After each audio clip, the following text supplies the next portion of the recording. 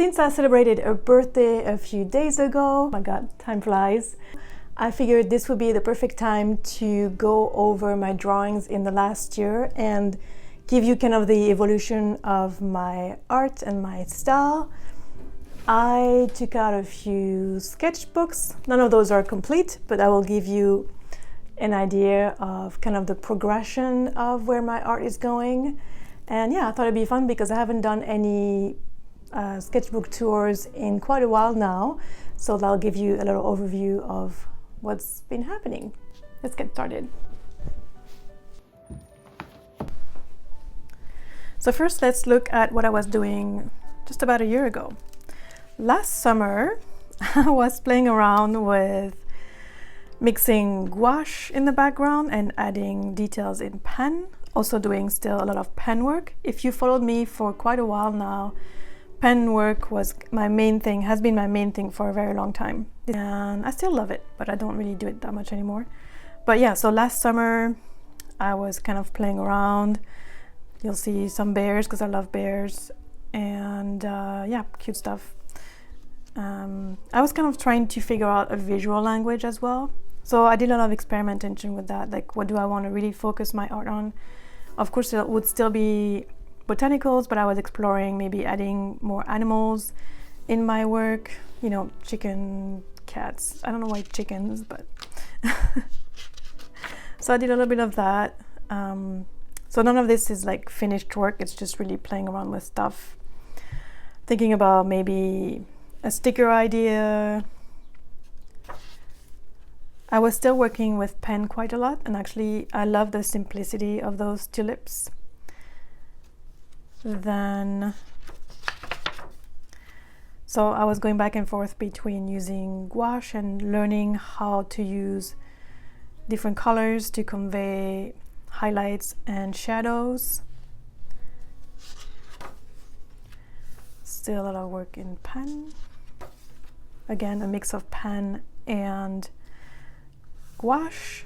And I'm not one to draw a lot of landscapes or anything, but I saw a photo online of this abandoned cabin with trees growing through it. And I thought it was a cool image that I wanted to illustrate. So that's what I did. This I might redo this in a different medium, chicken on the swing. It could be a fun sticker also. Again, working with gouache a little bit, still working with pen. So this must have been in the fall during apple season. And I really like how this turned out. I tried a different pen technique, like instead of using lines all the time, I used like little squiggles or circles to shade those apples. And then again, a little bit of working gouache. So sort of parallel to that, I started a new sketchbook of plant portraits. If you watch my vlogs, if you've seen my place, you'll know that I'm a plant lady. I love plants and also love to propagate plants, and actually really love this drawing of the propagation of a pothos plant. And I did that with pen. I used very fine micron pens, like 0.003, and I think that turned out great. I also worked on different leaves. This is a mix of pen, and for the shading I used black colored pencils.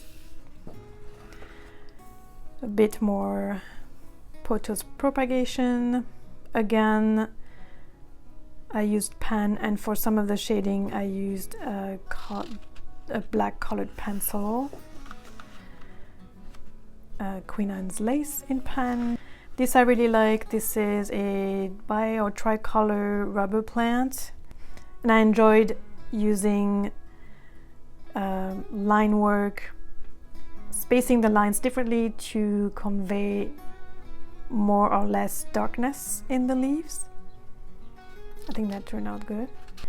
And then at this stage I was starting to work more with graphite. This is a mix of, the outline is in pan, and then the leaves are, I believe, graphite, maybe a little bit of black colored pencils as well. And then parallel to that, I started another sketchbook. This was started in September. And this is when I really started to focus my attention on graphite and parallel with still using some colored pencils. So I went through a phase where I loved drawing coral. I might still include that in my work. So I did a series of coral in pencil and colored pencils, different types. Again, drawing cosmos. The outline on those might be pen actually, and then I added some black colored pencils for the shadows. And then I was experimenting with drawing things inside of glass, which is still something I'd like to work on eventually. This I really love. This is some deal in colored pencils, and then I did some rose hips. But here I also mixed a little bit of pen work in this one. And then this is also in the fall. You know, I love all the seeds that I collect, and I had fun drawing this page. This is mostly pen and then a little bit of colored pencils. And then I like this frog. Again, this is pen and black colored pencils. So yeah, it's kind of parallel. I gradually switched to graphite, but for a while I was still continuing to use pen. These are little daffodils that I dried from the spring, and I thought they kind of shriveled, but I don't know, they were cute, so I drew those. Of course, I drew crystals. I have a lot of crystals in my home as well. And then more corals. I still wanted to explore the possibility of using color in my work, and also drawing things under glass. Those are Edelweiss. More coral. Again, a lot of crystals. I like this page of urchins. So there, I think, is when I started using more graphite and trying to explore techniques and learn how to use graphite well. So this is still kind of the beginning stages. And once in a while, there's a sketch in pen. More crystals using colored pencils. So here, I think, is when I was really trying to improve my graphite skills. Those are anise seeds and a chrysanthemum. The chrysanthemum is kind of messy. You can see I'm lacking technique here. This, actually I didn't draw it in the sketchbook, but I glued it on it because I really liked it. I wanted to make sure I wouldn't lose it. So it's a piece of coral under glass. I think it turned out great. And this was really one of my first attempts to use graphite and to really try to capture the shading and capture the depth of a drawing and try to really capture like this 3D effects, I guess. And then I was trying to look into how can I capture like this, the softness of nature. So this is magnolia. But again, my technique isn't that great. So you can see a lot of streaks and stuff. Then I got a little bit into drawing some pine cones, which again, my technique, you can tell I'm a beginner. More crystals, little by little, I kept experimenting. I think this toad was having a bad day. Looks like he's got lipstick, like I don't know why. Yeah, so then I wanted to learn how to draw the human eye, also like this bird head. And that's something I still want to incorporate more in my work. You've seen more eyes in my work. More crystals. Then this is a mandarin, the Satsuma mandarin to be exact, which I think could use more contrast. It's a little bit flat because I could use more contrast in those leaves in the back. I don't think they're dark enough. but slowly learning and improving how to use lights and shadows. This little dude I love. This is my first, I feel, successful bird drawing. Actually, it started a full-length crow on this side and never finished.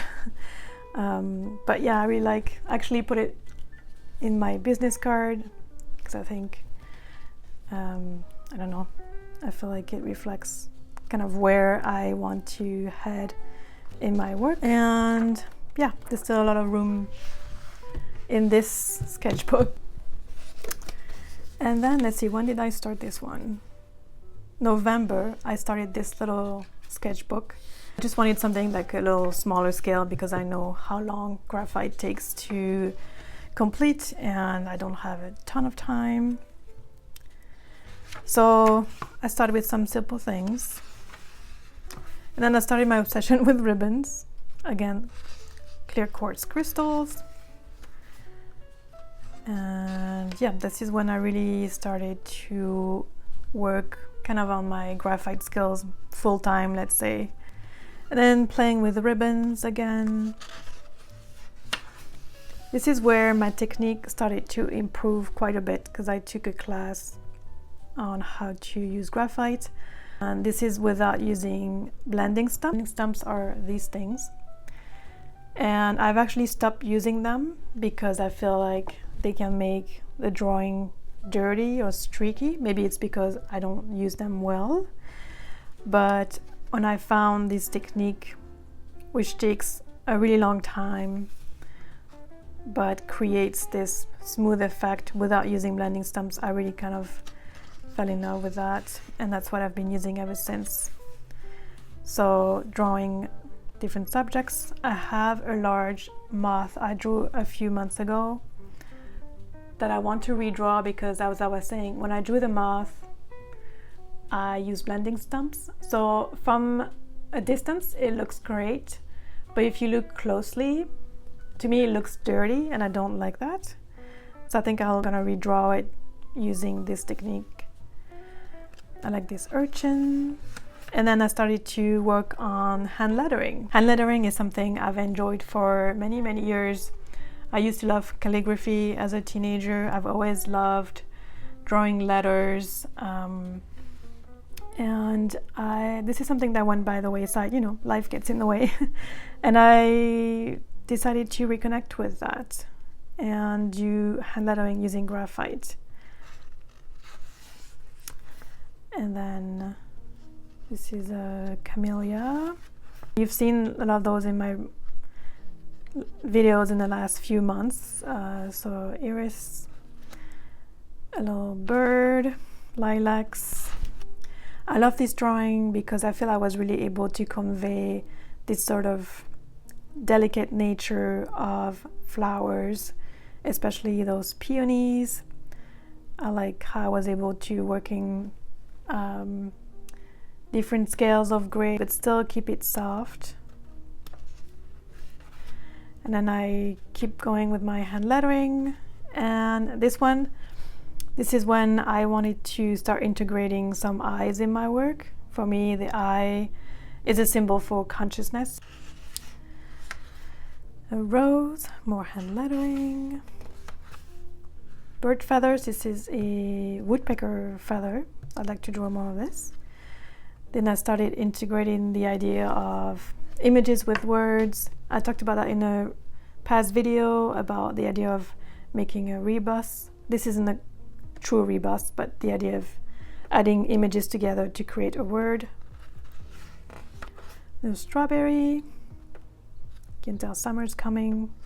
And then I started drawing more birds. So this is a grackle. You might have seen the video. I decided to add a little bit of blue colored pencils to convey the blue shimmer in their feathers. And then you probably have seen this also. It's a red-winged blackbird. And again, I decided to mix a little bit of colored pencils instead of doing it fully in graphite. And as you can see, I'm adding more ribbons in my work as also. This is a anemone.